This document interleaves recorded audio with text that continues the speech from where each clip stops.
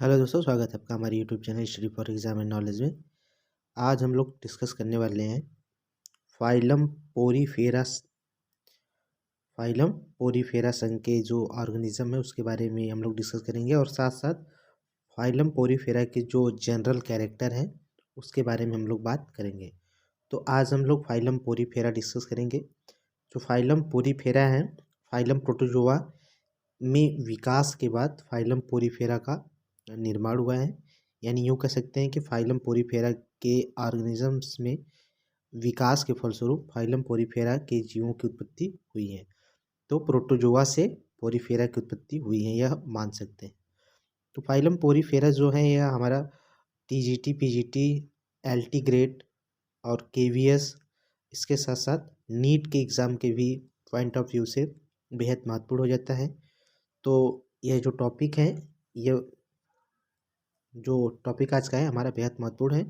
तो आज हम लोग उन्हीं पॉइंट को विशेष रूप से देखेंगे जो हमारे एग्ज़ाम के पॉइंट ऑफ व्यू से बेहद महत्वपूर्ण होने वाले हैं। तो स्टार्ट करते हैं फाइलम पोरीफेरा।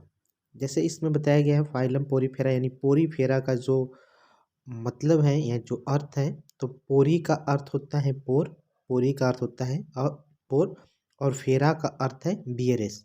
यानी पोरीफेरा का अर्थ हुआ पोर बियरेस ऑर्गेनिजम्स, यानी ऐसे जीव जिसमें पोर उपस्थित हो। तो इसका यह पहला कैरेक्टर हुआ। फाइलम पोरीफेरा मीन्स हुआ pore bearers organisms. Member of this phylum are commonly known as sponge. इस फाइलम के जो ऑर्गेनिज्म हैं उन्हें स्पंज कहते हैं। मेंबर्स, इस फाइलम के जो जीव हैं, members of phylum are commonly known as sponge, उन्हें स्पंज कहते हैं। Body is perforate with many pores called ostia, यानी बॉडी पर अनेक छोटे छोटे पोर होते हैं जिसे हम ओस्टिया कहते हैं।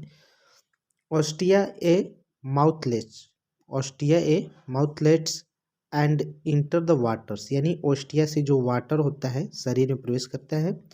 ए लार्ज अप्रेचर्स कॉल्ड ऑस्कुलम, और एक बॉडी के टिप पर एक लार्ज अप्रेचर होता है जिसको हम ऑस्कुलम कहते हैं। यहाँ पे दिखाया गया है, यह ऑस्कुलम है जो वाटर को एग्जिस्ट करता है, यानी शरीर से जो पानी है, शरीर के अंदर जो पानी आया है ओस्टिया के थ्रू, उससे ऑस्कुलम के थ्रू बाहर निकाला जाता है। तो आप कह सकते हैं कि शरीर पर अनेक छोटे छोटे पोर होते हैं जिसे हम क्या कहते हैं, ओस्टिया कहते हैं। इस ओस्टिया से जो वाटर होता है शरीर में प्रवेश करता है और अपर कुलम के थ्रू यह वाटर शरीर से बाहर निकल जाता है। इस स्पेशल कैरेक्टर्स के द्वारा जो स्पंजेस होते हैं वह न्यूट्रिशंस भी प्रदान ग्रहण करते हैं, साथ साथ जो विभिन्न प्रकार के गैस हैं उनका भी इनके द्वारा एक्सचेंज होता है जल के साथ। हैबिट और हैबिटेट की बात करें तो दीज आर जनरली मराइन्स, ये मुख्य रूप से समुद्री होते हैं और मोस्टली जो होती है मुख्य रूप से एसिमेट्री होते हैं, एसिमेट्रिकल्स होते हैं। यानी इनके शरीर को एक दो भागों में, कहीं पर काटने पर यह मुख्य रूप से दो भागों में डिवाइड, इक्वल रूप से दो भागों में डिवाइड नहीं होंगे। तो बॉडी क्या है, एसिमेट्रिकल है। Some sponge are found in fresh water, कुछ स्पंज ऐसे भी हैं जो फ्रेश वाटर में पाए जाते हैं, जैसे स्पॉन्जिला। यह प्रश्न कई बार पूछता है कि ऐसा कौन सा स्पंज है जो फ्रेश वाटर में पाया जाता है, तो स्पॉन्जिला है। एडल्ट स्पंज जो होते हैं मुख्य रूप से सेसाइल होते हैं, यानी कहने का मतलब जो होते हैं वह एक जगह स्थिर होते हैं, सेसाइल होते हैं।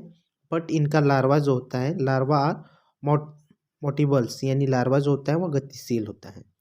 स्टडी ऑफ स्पंज, स्पंज के अध्ययन को पैराजोलॉजी कहते हैं। क्या कहते हैं, पैराजोलॉजी कहते हैं।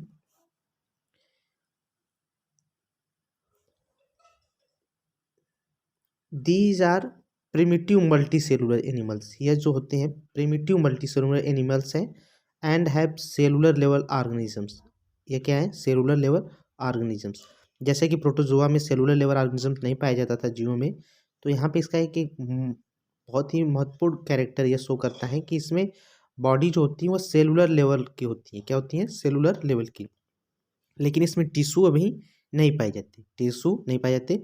बॉडी जो होती है सेलुलर लेवल की होती है। Sponge are one blind branch of evolutions, sponge को यूलोशंस ट्री में एक ब्लाइंड ब्रांच के रूप में समझा जा सकता है। जैसे कि इसमें यह माना जा सकता है कि इवोल्यूशन के समय यह जो था स्पंज, यह कहीं न कहीं अपने रास्ते से भटक गया था इवोल्यूशन की कैटेगरी में। जैसे फाइलम प्रोटोजोआ से, पोरीफेरा से, निडेरिया, इस तरह से जैसे क्रमिक विकास हुआ है, तो इसमें यह बताया जा रहा है कि यह जो स्पंज होते हैं ब्लाइंड ब्रांच होते हैं। इवोल्यूशन ट्री में इन्हें ब्लाइंड ब्रांच माना जाता है, क्योंकि ये विकास की कड़ी में कहीं न कहीं अपने पथ मार्ग से भटक गए थे। Sponge have evoluted colonial choanoflagellates. इसमें जो होता है स्पंज में एक इवोल्यूटेड फॉर्म होता है कोनिकल फ्लैजेलेटेड, कोनोफ्लैजेलेटेड सेल पाई जाती हैं। और इसके बाद इसमें कनेक्टिंग लिंक्स यानी बिटवीन प्रोटोजोआ और फोरीफेरा के बीच की एक ऑर्गेनिज्म है जिसे हम कनेक्टिंग लिंक कहते हैं, वह है प्रोटोस्पॉन्जिया। क्या है? प्रोटोस्पॉन्जिया जो है यह प्रोटोजोआ और पोरीफेरा के बीच की संयोजक कड़ी मानी जाती है। तो यहाँ पे जो कोनोफ्लैजेलेटेड कॉनिकल जो सेल होती हैं, इनका जो फाइलम पोरीफेरा में वर्क है, यानी फाइलम पोरीफेरा में कोनोफ्लैजेलेटेड सेल्स पाई जाती हैं। उसके बाद बात करें हम लोग बॉडी स्ट्रक्चर्स की, तो बॉडी वॉल जो होता है बॉडी वॉल टू लेयर्स होता है। एक आउटर पिनेकोडर्म जिसको कहते हैं, और इनर एक लेयर होता है जिसको हम कोनाटोडर्म्स लेयर कहते हैं, inner choanoderms layer. In between these layers यानी इन दोनों लेयर के बीच में एक non cellular jelly like layer होती है जिसको हम मीसेनकाइमा कहते हैं। क्या कहते हैं? मीसेनकाइमा। और बॉडी कैविटी जो होती है इसको हम स्पंजोसील या पैरागैस्ट्रिक कैविटी कहते हैं। जैसे यहाँ पे दिखाया गया है कि यहाँ पे जो आउटर लेयर है उसको हम क्या कर रहे हैं? पिनेकोडर्म्स। क्या कर रहे हैं? पिनेकोडर्म्स। और अंदर की तरफ जो लेयर है उसको हम कोनोडर्म्स कर रहे हैं। तो पिनेकोडर्म्स बाहर लेयर है, अंदर लेयर कोनोडर्म्स है। इन दोनों लेयर के बीच में एक जेली लाइक संरचना दिखाई दे रही है, एक लेयर दिखाई दे रही है जिसको हम मेसेनकाइमा कहते हैं। और बीच में एक कैविटी है, बॉडी के अंदर एक बीच में क्या है? कैविटी है जिसको स्पंजोसील या पैरागैस्ट्रिक कैविटी हम कहते हैं। जैसे कि यहाँ पे भी दिखाया गया है, ऑस्कुलम है। यहाँ पे क्या दिखाया गया है? ऑस्कुलम से जो जल है वह बाहर जा रहा है, और जो ऑस्टिया होती हैं उसके थ्रू जल बॉडी के अंदर प्रवेश कर रहा है, और वहाँ से फिर ऑस्कुलम के थ्रू क्या हो रहा है? बाहर जा रहा है। और बीच में एक कैविटी है जिसको स्पंजोसील्स सेंट्रल कैविटी कहते हैं। क्या कहते हैं? स्पंजोसील्स सेंट्रल कैविटी। और इसमें स्पिक्यूल्स पाए जाते हैं। इसमें क्या पाए जाते हैं? स्पिक्यूल्स होते हैं, एमेबॉइड सेल्स होती हैं, और फ्लैजेला भी उपस्थित होता है। पिनेकोडर्म्स को पिनोसाइट्स भी कहते हैं। पिनेकोडर्म्स को हम पिनोसाइट्स भी कहते हैं, जबकि कोइनोडर्म्स को कोइनोसाइट्स कहते हैं। Choanocytes are also called collar flagellated cells. जो कोनोसाइट्स होती हैं वह कॉलर फ्लैजेलेटेड सेल होती है। जैसा यहाँ पे दिखाया गया है कि एक कोनेटोसाइल सेल्स की संरचना दिखाई गई है जिसमें कॉलर सेल भी दिखाया गया है। यहाँ पे बीच में क्या है? कॉलर सेल है। तो कोनेटोसाइट्स को कॉलर फ्लैजेलेटेड सेल भी कहते हैं। These line the spongocoel and canals. Gas exchange कैसे होता है फाइलम पोरीफेरा में? तो all body system are absent, यानी गैस एक्सचेंज के लिए कोई विशेष संरचना नहीं होती है। गैस एक्सचेंज जो होता है जनरल बॉडी सरफेस से डिफ्यूजन प्रोसेस के थ्रू हो जाता है। There are no special respiratory structures, और इसमें कोई विशेष रेस्पिरेटरी स्ट्रक्चर्स भी नहीं पाया जाता। तो गैसों का आदान प्रदान जो होता है वह डिफ्यूजन प्रोसेस के थ्रू होता है फाइलम पोरीफेरा में। इसमें कोई ऊतक नहीं पाई जाती। Cell aggregate type of the body plants, जो सेल होती हैं वह एग्रीगेट टाइप की होती हैं। और एक्सरेशंस कैसे होता है? तो एक्सरेशंस अकर थ्रॉक्स द जनरल बॉडी सरफेस। उत्सर्जन भी जनरल बॉडी सरफेस के द्वारा ही होता है। किसी प्रकार का एक्सरेटरी स्ट्रक्चर्स नहीं पाया जाता। एक्सरेटरी प्रोडक्ट जो होता है इसमें अमोनिया होता है, तो इसलिए इसमें जो उत्सर्जन होता है उसको हम कहते हैं अमोनोटिलिक उत्सर्जन।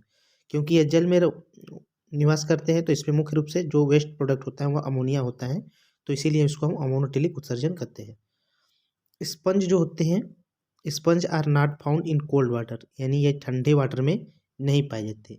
और ये वार्म सॉलो वाटर में क्या होते हैं, मुख्य रूप से पाए जाते हैं। फूड और फीडिंग कैसे होता है, फूड और फीडिंग कैसे होता है, भोजन किस प्रकार से ये लेते हैं। तो दीज आर मिक्रोफैगुअस एनिमल्स, यानी ये सूक्ष्म जीवों का भोजन के रूप में उनका उपयोग करते हैं। These feed on microscopic food particles like bacteria protozoa, यानी ये बैक्टीरिया प्रोटोजोआ को भोजन के रूप में ग्रहण करते हैं। और जो डाइजेशन होता है फाइलम पोरीफेरा में इंट्रासेलुलर होता है। क्या होता है, इंट्रासेलुलर। तो यह महत्वपूर्ण प्रश्न है कि डाइजेशन जो होता है फाइलम पोरीफेरा में कैसा होता है, तो इंट्रासेलुलर होता है। Food is captured by a flagellated choanocytes cell which, यानी जो फूड होता है उसको कैप्चर किया जाता है, एक विशेष प्रकार की सेल होती है जिसको हम कोनोसाइट सेल कहते हैं। क्या कहते हैं, कोनोसाइट सेल कहते हैं। तो यह प्रश्न पूछा जाता है कि फूड को जो कैप्चर करने वाली सेल है उसको क्या कहते हैं, तो कोनोसाइट सेल्स कहती हैं। और partly digest food are passed on trichocytes, जो डाइजेस्ट फूड होती हैं वो ट्रोफोसाइट्स, सॉरी दोस्तों, ट्रोफोसाइट सेल्स के द्वारा वो बाहर कर जाती हैं। लेकिन ट्रोफोसाइट सेल्स एक ऐसी सेल होती हैं जो नर्सिंग सेल्स भी कहलाती हैं। क्या कहलाती हैं, नर्सिंग सेल्स भी कहलाती हैं, जो नरिशमेंट का काम करती हैं। और स्केलेटन सिस्टम किस प्रकार का पाया जाता है इसमें, तो the body is support is skeleton made of the spicules and spongin fibres. Spicules are small needle like structure, जो स्पिक्यूल्स होते हैं इसमें वो कैसे होते हैं, यहाँ पे स्पिक्यूल्स दिखाए गए हैं। ये जो स्पिक्यूल्स तीन दिशा में, जो तीन डायरेक्शंस में फ्लो हो रहे हैं, यह डायग्राम इसमें क्या है, स्पिक्यूल्स है यह। तो स्पिक्यूल आर स्मॉल होते हैं, जो नीडल लाइक स्ट्रक्चर है, विच आर टू टाइप्स, जो दो प्रकार की होती हैं। कैलकैरियस स्पिक्यूल्स, कैलकैरियस स्पिक्यूल जो होती हैं वो कैल्शियम कार्बोनेट की बनी होती हैं। और सिलिकेसुअस स्पिक्यूल्स जो सिलिका की बनी होती हैं। नर्वस सिस्टम की बात करें यहाँ पे,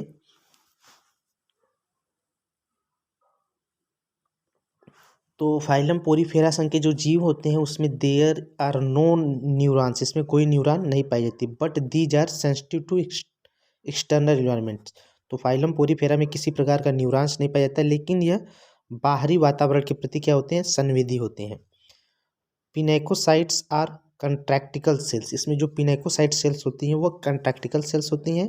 दीज कैन इंक्रीज व decrease overall surface of the sponge body, यह बड़ी और छोटी हो सकती हैं स्पंज बॉडी की तरह। स्पंज है वाटर ट्रांस कैनाल सिस्टम की बात करेंगे, जो कि बहुत ही महत्वपूर्ण है इस फाइलम के अंतर्गत। जो कैनाल है, कभी कभी यह पूछता है कि किस फाइलम के ऑर्गेनिजम्स में कैनाल सिस्टम पाया जाता है, तो फाइलम पोरीफेरा संघ के जो जीव होते हैं उसमें कैनाल सिस्टम पाया जाता है। तो स्पंजेज है वाटर ट्रांसपोर्ट व कैनाल सिस्टम इसमें पाया जाता है। It is also called aquiferous system, जिसको हम एक्वीफेरस सिस्टम भी कहते हैं। It is life line sponge, यह जो कैनाल सिस्टम होता है वह life line of sponge, sponge का क्या होता है, लाइफ, यह बहुत ही महत्वपूर्ण भूमिका निभाता है उसके लाइफ में। तो यह लाइफ लाइन होता है स्पंज का। वाटर इंटरथ्रॉक्स द माइन्यूट स्पोर, जिसे हम ओस्टिया कहते हैं, इसी के थ्रू जल प्रवेश करता है in the body wall into A central cavity, और स्पंजोसील में जाता है, वहाँ से ये फिर ऑस्कुलम के थ्रू बाहर पास आउट हो जाता है। जैसे एक डायग्राम में यहाँ पे दिखाया गया है, H2O जो बाहर का जल है वह ऑस्टिया से प्रवेश किया स्पंजोसील में, और स्पंजोसील से ऑस्कुलम के थ्रू यह क्या हो गया, एक्सिस्ट हो गया। तो इसी जो लगातार जल स्पंज में जाते रहते हैं और ऑस्कुलम से बाहर निकलते रहते हैं, तो उसी जल में जो भी फूड मटेरियल यानी माइक्रोस्कोपिक्स एनिमल्स होते हैं, प्रोटोजोआ बैक्टीरिया होते हैं, तो वह उनका क्या कर लेते हैं, भक्षण भी कर लेते हैं। और साथ साथ जो जल में डिज़ोल्व ऑक्सीजन है वह उसका डिफ्यूजन प्रोसेस के थ्रू उसका उपयोग भी कर लेते हैं। तो जो कैनाल सिस्टम है यह इसीलिए life line of the sponge, इसीलिए इसको लाइफ लाइन कहा जाता है स्पंज का। It is a system of pores chamber and canals through which the water circulates. जो यह पथ दिखाया गया है उसी के थ्रू जो वाटर होते हैं वह सर्कुलेट होते हैं। This pathway of water transport is helpful, जो कि मदद करता है फूड गैदरिंग्स में, यानी यह जो होता है फूड को कैच करने में मदद करता है। रेस्पिरेटरी एक्सचेंज यानी ऑक्सीजन के आदान प्रदान में, ऑक्सीजन और CO2 के आदान प्रदान में मदद करता है। रिमूवल ऑफ वेस्ट यानी जो भी उत्सर्जित पदार्थ होता है उसको बाहर ले जाने में मदद करता है। और साथ साथ यह रिप्रोडक्शंस में भी क्या करता है, मदद करता है कैनाल सिस्टम। तो कैनाल सिस्टम्स जो कि इतना महत्वपूर्ण रोल प्ले कर रहा है, इसीलिए इसको life line of the sponge कहा जाता है।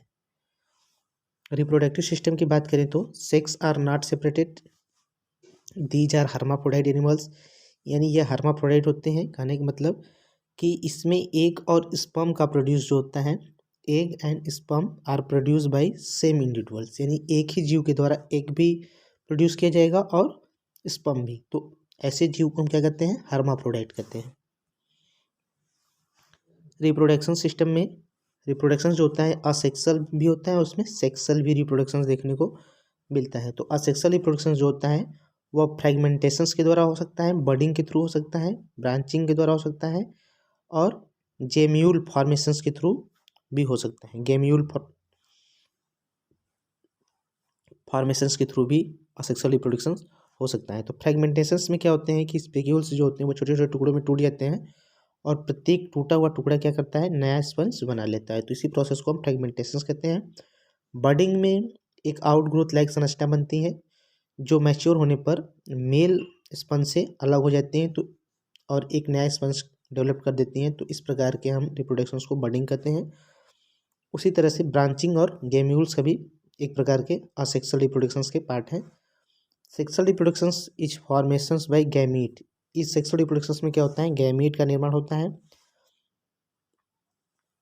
फर्टिलाइजेशन जो होता है इंटरनल होता है, यानी जब गैमीट बन जाते हैं, गैमीट बनने के बाद ओवा और स्पर्म रिलीज होते हैं, ओवा और स्पर्म रिलीज होते हैं। और जो ओवा होता है वह जैसे ही स्पर्म जो होगा वह स्पर्म देख रहे हैं यहाँ पे, स्पर्म जो है इंटर कर रहा है स्पर्म जो है इंटर कर रहा है स्पंज के बॉडी में, और यहाँ पे ओवा है, दोनों आपस में मिलेंगे और जाइगोट बन जाएगा। तो इस तरह से दोनों बॉडी के अंदर मिलते हैं, क्या मिलते हैं, बॉडी के अंदर। तो इस तरह से इसमें जो फर्टिलाइजेशन होता है वो कैसा होता है, इंटरनल होता है। तो स्पंज जो होता है वह स्पर्म को रिलीज करता है। स्पर्म जो होता है जल में तैरते हुए ओवा तक पहुंचता है। ओवा जो होता है, ओवा और स्पर्म दोनों मिलते हैं, जाइगोट बनता है, और जाइगोट में डेवलपमेंट होता है। डेवलपमेंट जो होता है इनडायरेक्ट होता है, कहने का मतलब इसमें लार्वा अवस्था होता है। लार्वा अवस्था में डेवलपमेंट होने के पश्चात यह एडल्ट में कन्वर्ट होता है। तो साइफा स्पंज प्रोडेंट्रस होता है। एक बात यह भी ध्यान रखेंगे आप लोग, प्रोटोगैनुअस होता है, सॉरी दोस्तों, प्रोटोगैनुअस होता है। इसका मतलब यह है कि जो ओवा होता है वह पहले मैच्योर हो जाता है। ओवा क्या होता है, पहले मैच्योर हो जाता है, एर्लियर द स्पर्मेटोजोआ, यानी स्पर्मेटोजोआ किसका निर्माण करता है, स्पर्म का। तो स्पर्मेटोजोआ के पहले ओवा जो होता है मैच्योर हो जाता है। तो इस प्रकार यह क्या है, प्रोटोगैनुअस है। Flagella of choanocytes capture the sperm, pass it ova developing in the मेसेनकाइमा।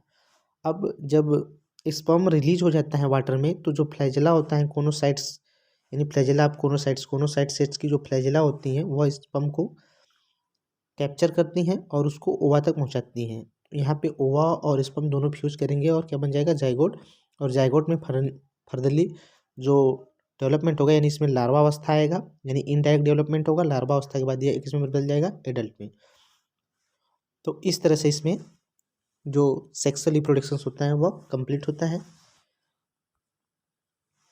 कुछ एग्जाम्पल हम लोग देख लेंगे फाइलम पोरीफेरा के अंतर्गत आने वाले।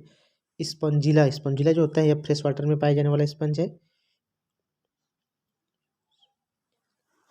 यू स्पॉन्जिला जो होता है यह कॉमन बाथ स्पंज होता है। इसको हम यह मुख्य रूप से इसको बाथ स्पंज कहते हैं, जो नहाने में उपयोग किया जाता है। तो बाथ स्पंज यह है। साइकान को हम क्राउन स्पंज भी कहते हैं, क्या कहते हैं, क्राउन स्पंज।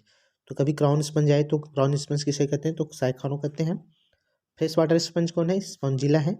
यू स्पॉन्जिला जो होता है इसको कॉमन बाथ स्पंज कहते हैं।